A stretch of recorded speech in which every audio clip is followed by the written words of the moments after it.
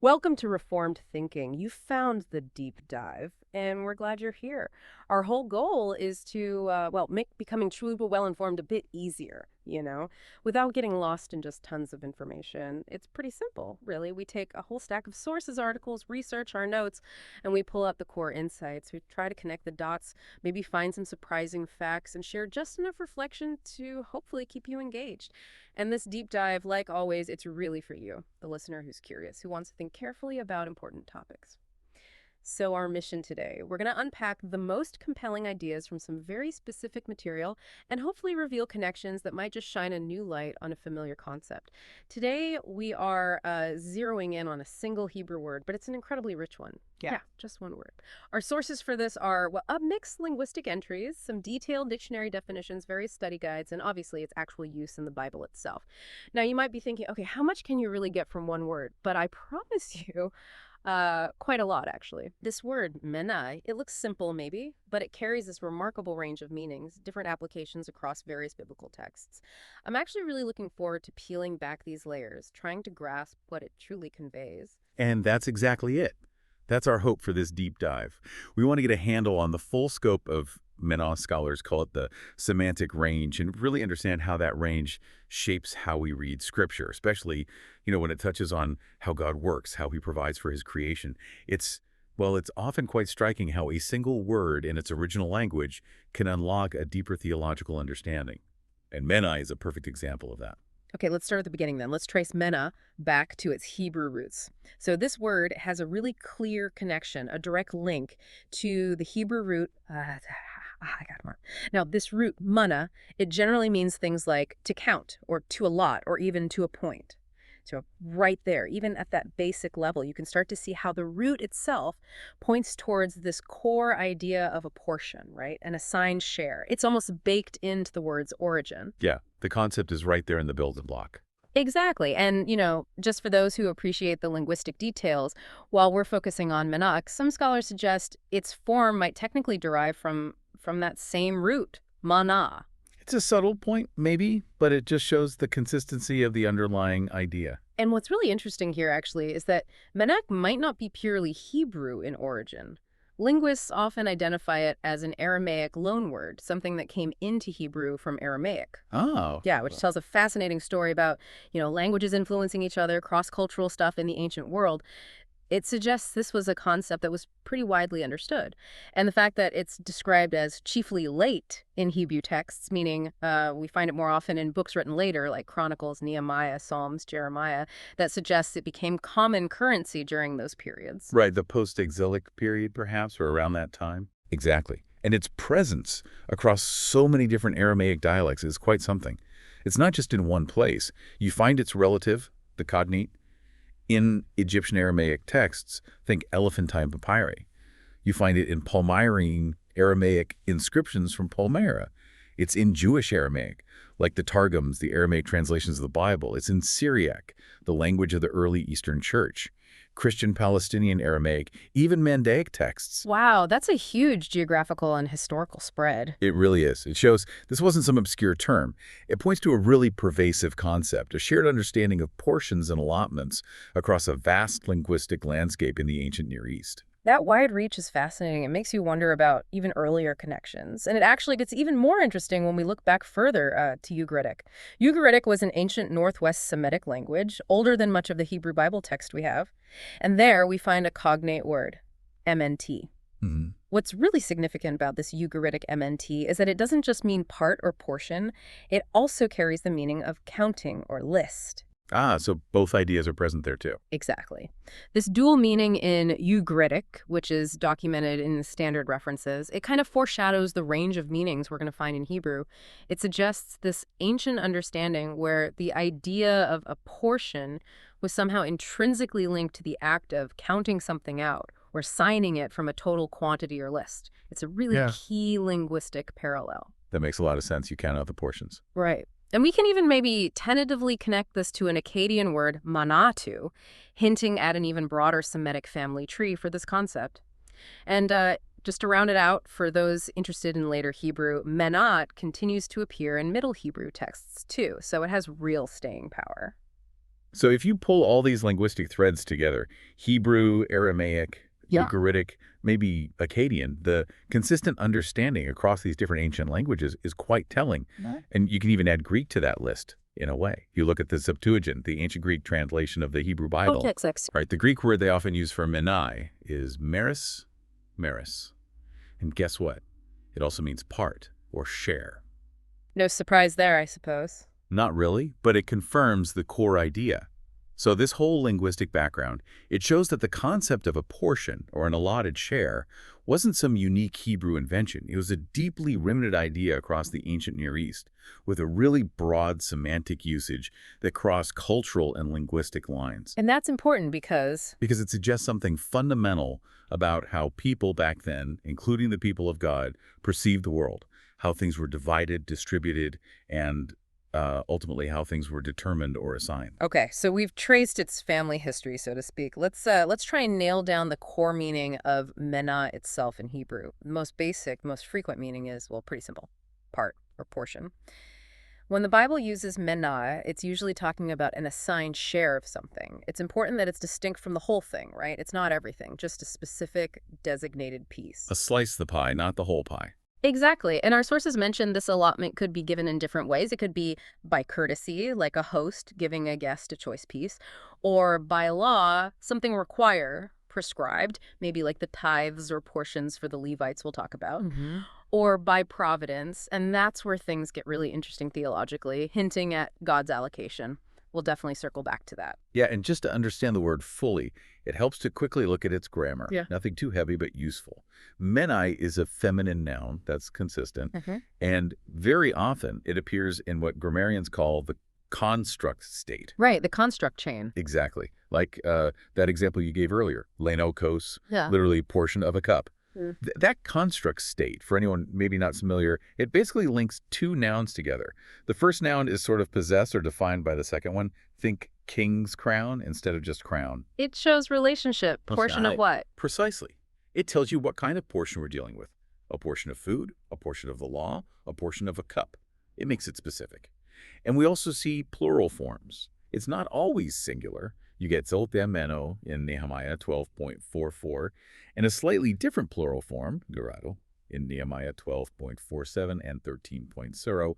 These plurals just reinforce its practical use, talking about multiple portions or allotments being given out. Makes sense. And just for reference, for those who use Bible software or concordances, Menat is Strong's number 4521, and its TWOT number is 1213. Just standard reference points if you want to dig deeper yourself. Okay, going back for a second to those Ugaritic parallels we mentioned, that less common but still present meaning of counting or list, that Ugaritic cognate MNT having both senses portion and counting really is quite insightful, isn't it? It is. It broadens the picture. Right.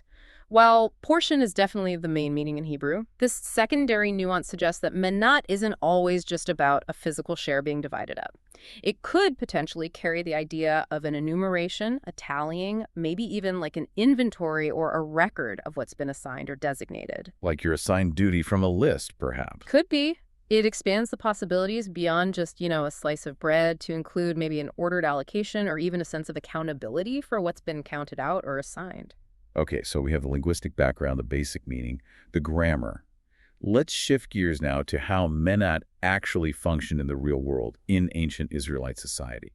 How did this idea of an allotment play out practically, especially regarding the temple and the people who served there? Yeah, this is where the abstract concept gets very tangible, very concrete. It's about how the religious life of the nation was actually sustained.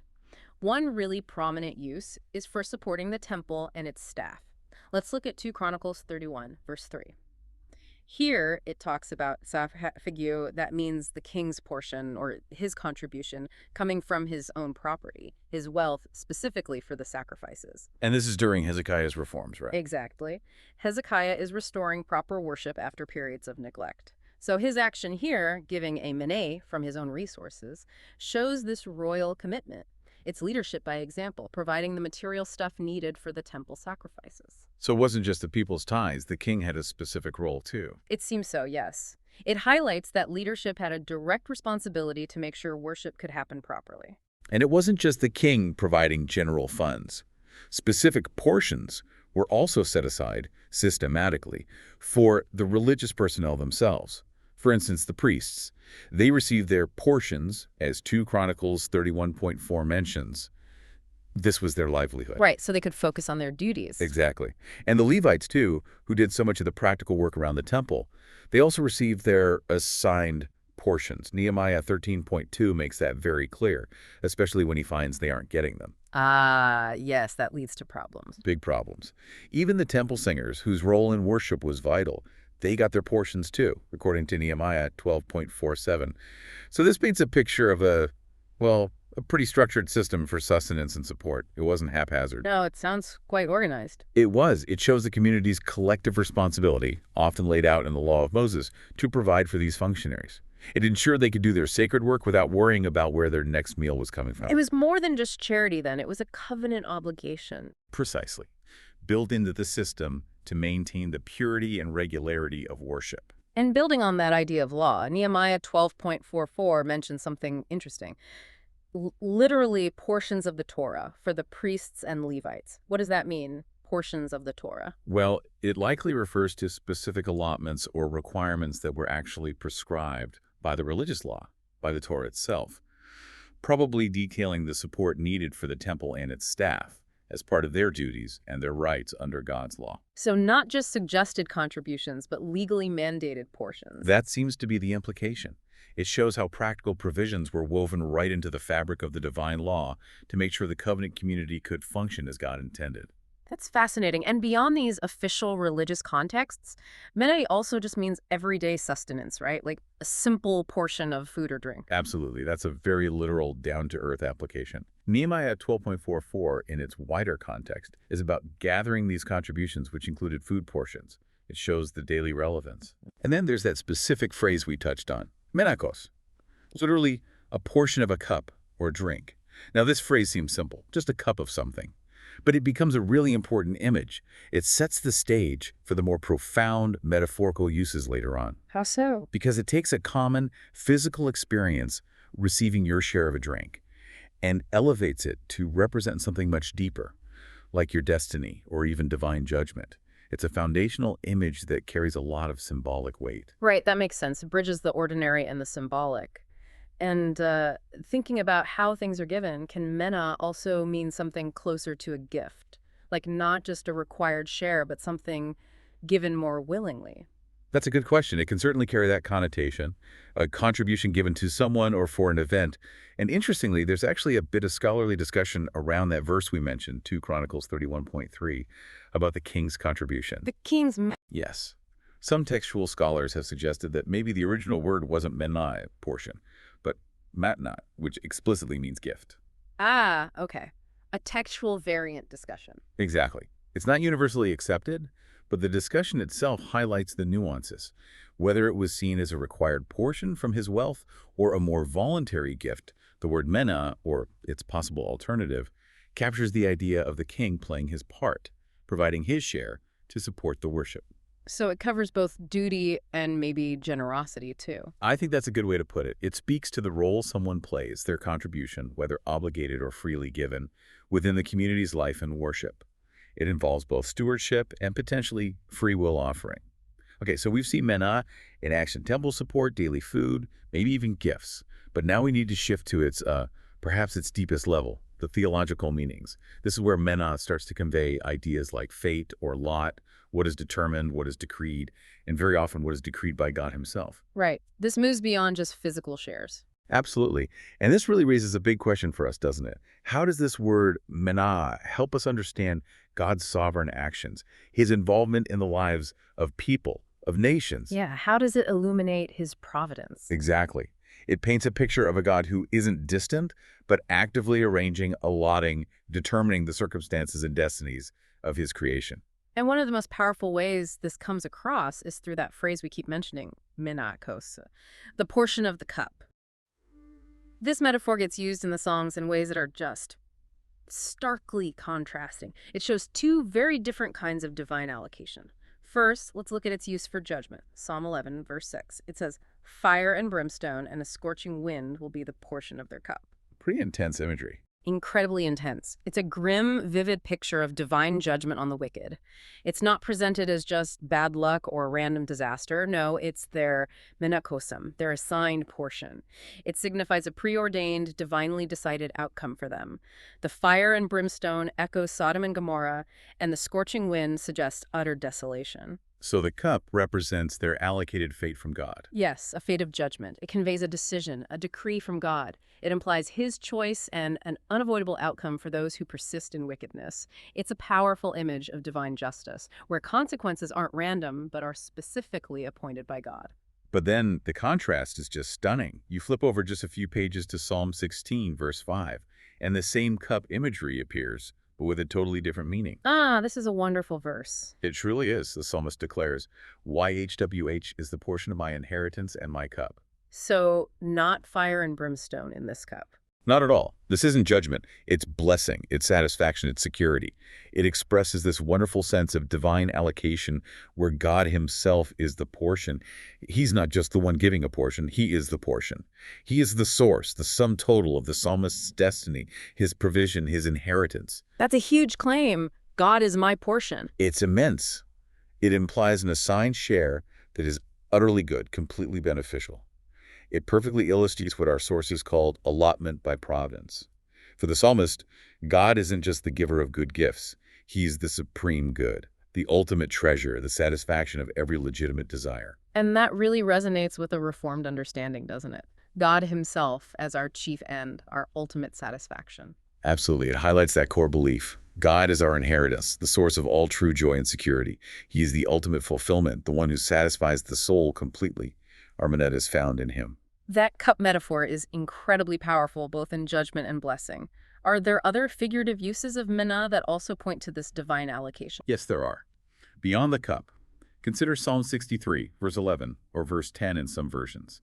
It talks about enemies becoming kwehan meniashub, Portion of foxes. What does that mean? or jackals, depending on the translation. The verse essentially says, they shall be a portion for jackals. It means they'll be prey for wild animals. Ah, so not a proper burial. Exactly. It's another grim, figurative expression symbolizing utter destruction and a really dishonorable end for God's enemies. Instead of respect, they become carrion. It highlights the severity of their appointed judgment, a fate of complete desolation and indignity. And another significant one is in Jeremiah 13, verse 25. God is speaking to Judah, and he says, this is your lot, Menāṭ, the portion measured out to you. Portion of your measure. What's the idea there? It's generally interpreted as your allotted portion or your assigned fate. And given Jeremiah's context, speaking about Judah's covenant unfaithfulness, It implies judgment again. yes, it often implies a just consequence, a recompense for their actions. Their Menat is the result, the outcome, that is justly due to them because of their rebellion. It's the measure they have sown, now being measured back to them by divine justice. So portion can also mean the consequence you've earned, in a sense. Precisely. It shows the concept extends to a justly deserved outcome, determined by God, whether that outcome is blessing for faithfulness or consequence for unfaithfulness. Okay, so if we try to connect all these different uses, the practical, the metaphorical, the positive, the negative, what's the common thread running through Menat? I think the common thread is that Menat consistently points to an established reality. It might be a physical share of food, it might be a consequence for sin, it might be an incredible blessing like God himself. But in all these cases, it's presented as something assigned, allocated, or determined. And crucially, especially in the Psalms and Prophets, it's very often divinely appointed. God is the one doing the allotting. This really helps us appreciate the careful arrangement of things under God's sovereign oversight. From the Levites' portions that sustained worship, to the cup of judgment for the wicked, to God being the cup of blessing for the righteous, it all points to his active governance. Which is central to a Reformed view of God's providence, isn't it? That he's actively involved in orchestrating all things. Exactly. It's not deism where God winds things up and lets them go. No, he is intimately involved in allocating all outcomes according to his perfect, holy plan. And that understanding that our portion is ultimately in his wise and good hands provides immense comfort and stability, even when circumstances are difficult. We know our lot is assigned by him. Okay, that's a great synthesis. Let's try to bring all these insights together now. We've looked at roots, meanings, grammar, applications. Maybe it would be helpful to quickly recap the main biblical books where manure pops up frequently, just to see how the context shapes its meaning in each place. Good idea. Seeing it in its literary home helps solidify the understanding. So first, 2 Chronicles. We saw there that Menai is predominantly about provisions, contributions, specifically for the king's support of the temple and for the priests and Levites. The context there is really about the practical support systems needed to maintain the temple and its services. It highlights the tangible resources required for worship. Right, the logistics of the cult. Then you move to Nehemiah. Again, we see Mena used for portions for temple staff, Levites, singers, but also that interesting phrase, portions of the law. So Nehemiah emphasizes the administrative side, how the community organized itself based on the law to provide these required portions. And his concern when the portions aren't given shows how vital they were for the community's spiritual health. Yeah, neglect had serious consequences. Then the Psalms, and here the word really takes flight, doesn't it? It becomes much more figurative, much more theological. We get Mena relating to divine judgment, that fearsome portion of their cup, but also to personal destiny and, most importantly, to God himself as our inheritance, our ultimate portion and satisfaction. The Psalms give it that deep personal resonance. And finally, Jeremiah. Here, Menai consistently speaks of an allotted fate, a destiny, and it's often tied directly to the consequences of national sin and covenant breaking. It's the portion that is due, the just outcome based on actions, demonstrating God's righteousness and delivering judgment according to his standards. That's a helpful overview of the contexts. And you mentioned earlier how wider scholarship beyond just the Bible confirms this understanding. Yes, absolutely. It's fascinating how consistent the picture is. The constant reference back to Ugaritic MNT with its dual meaning part and counting list, that's a really strong anchor, showing the ancient roots and the breadth of the concept. So it wasn't a late invention. Not at all. And the trail continues. You find mentions in the Dead Sea Scrolls, those ancient Jewish texts found at Qumran. References like 11Q19, the Temple Scroll, 1Q28b, the Rule of the Blessing, 1QS, the Community Rule. They use men in contexts like community rules defining shares for members, or priestly texts outlining allocations for sacrifices. It shows the word was still very much alive and practical in that community setting. Wow. So Qumran, Ugaritic, it really connects the dots across centuries. It does. These ancient documents give us a much wider lens to see how the word was used and understood, and this scholarly attention even drills down into really subtle textual discussions within the Hebrew Bible itself. These show how carefully scholars work to understand the word. For instance, I mentioned Nehemiah 13.5 earlier. There's a suggestion based on the Vulgate, the Latin translation, that maybe the original Hebrew read portions instead of a commandment. So a portion instead of a commandment. It's a possibility raised in some textual traditions. It suggests a potential link in understanding between an assigned duty, commandment, and an assigned share, portion. Or look at 2 Kings 23.9. It talks about priests eating unleavened bread among their brothers. Some scholars propose that maybe the original word was portion. Meaning they got a general food portion, not specifically unleavened bread. Exactly. It would mean they received their assigned share of food. It's a subtle shift, but potentially significant for understanding the practice.